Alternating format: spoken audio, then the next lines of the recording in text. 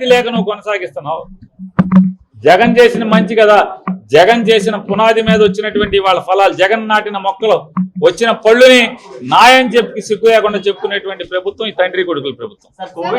Covid లాంటి విపత్కర పరిస్థితుల్లో కూడా ప్రభుత్వ వైద్య కళాశాల ప్రభుత్వ వైద్యం కానీ చాలా సామాన్యులే బాగుంది.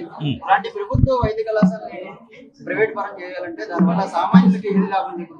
సార్ ఒకటే అండి, ఏ పాలకుడికైనా లేదా ఏ ప్రభుత్వాన్ని నడిపేటువంటి ప్రజలు ఎన్నుకున్న ప్రభుత్వానికైనా ప్రజల పట్ల మనస్సు ఉండాలి, సంకల్పం ఉండాలి.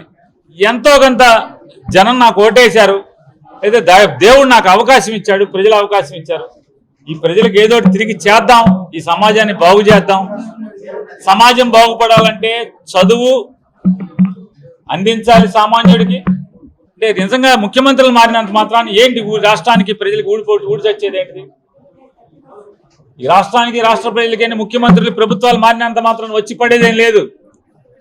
వచ్చిన ప్రభుత్వం సామాన్యుల ఇళ్లలోనేటువంటి పిల్లల్ని బాగా చదివిస్తే, నాణ్యమైన ఉన్నత చదువును అందిస్తే, ఉచితంగా తల్లిదండ్రులకు భారం లేని చదువును అందిస్తే, తద్వారా ఆ పిల్లోడి ఉద్యోగం ద్వారా, చదువు ద్వారా వచ్చే ఉద్యోగం ద్వారా ఆ పేదరికం పోతుంది, తద్వారా సమాజంలో మార్పు వస్తుంది.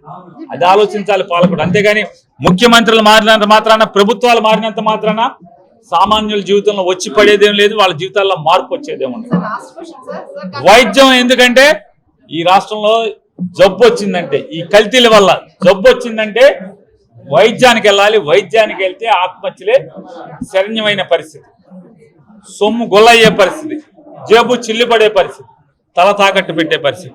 కాబట్టి ఏ పాలకుడున్నా విద్యా వైద్యం మీద ఎక్కువగా డబ్బు ఖర్చు పెట్టాలి, ప్రజల్ని తద్వారా పైకి తీసుకెళ్లాలని మేము డిమాండ్ చేస్తాం.